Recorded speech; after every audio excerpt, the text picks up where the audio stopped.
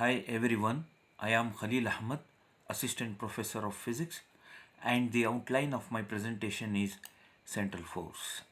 Now, what exactly is the central force? A central force is said to be a central force if it is always directed towards or away from the fixed point. The forces exerted by two bodies on each other from the action and reaction pair and are equal and opposite according to Newton's third law of motion.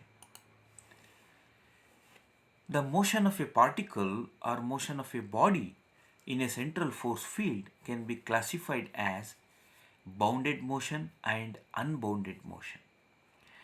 In bounded motion, the distance between two bodies never exceeds a finite limit. It have a certain boundary. For example, the motion of a planet around the sun, double star, or the motion of an electron in an atom, etc. In unbounded motion, the distance between two bodies is infinite, initially and finally. For example, scattering of alpha particle by a nuclei of gold foil as in Rutherford experiment, which means if you consider a Compton scattering, if photons come from infinite distance and after scattering it scatter with infinite distance. Now let us study what are the properties or characteristics of central force.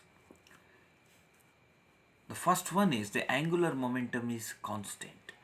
In a central force field, the angular momentum of an object or a body remains constant. And the motion of a particle, motion of a body is a planar, that is two-dimensional motion in a plane.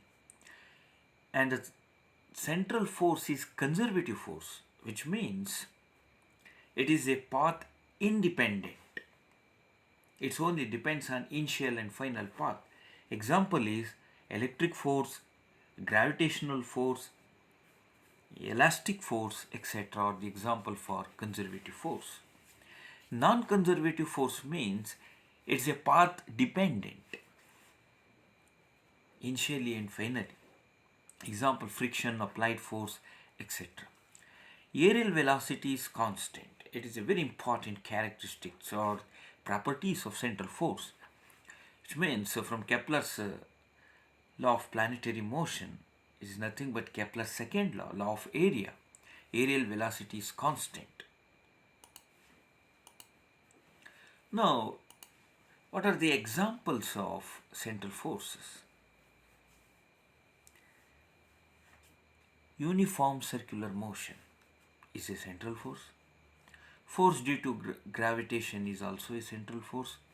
Simple harmonic motion, which is always directed towards a fixed point. Projectile motion, uniformly accelerated motion, electrostatic forces, magnetostatic forces, etc.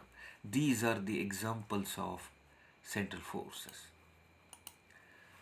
Now let us consider the physical insight into the nature of central force, which means the motion of a particle or a body in a central force field. What happens if the motion of a particle consider in a central force field? Now suppose any particle moving under the action of central forces will have not any torque acting upon it, and hence angular momentum about the center of the force remains constant. That is, tau is equal to derivative of L, which means dl by dt. If there is a no external torque acting on the system, then L is equal to constant. That is, the angular momentum remains constant. We already know that. Now let us consider a particle which is subjected to a central force.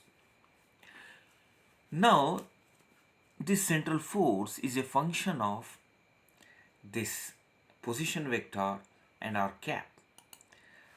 This mathematically from vector calculus we can define r cap can be represented as or defined as vector r divided by mod of r.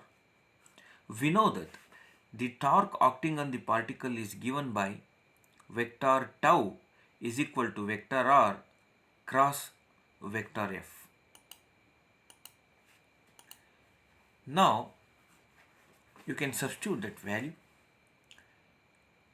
Tau vector is equal to r vector into, that is f vector means f of r into r vector divided by mod of r. Now, but r vector cross r vector is equal to 0. From the vector cross product, just like a vector cross b vector, which is equal to ab sin theta, where theta is the angle between a and b. Suppose here in position vector, the angle between these two is 0.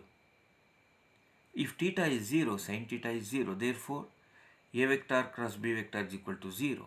Therefore, r vector cross r vector is equal to 0.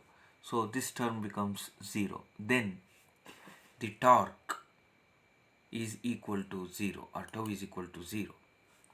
We know that the torque is a time rate of change of angular momentum. Therefore, derivative of L is equal to torque acting on the system.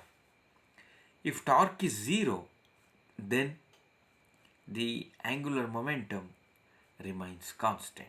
Thus, the body moves under the action of central force. The angular momentum of a body remains constant. Thank you very much.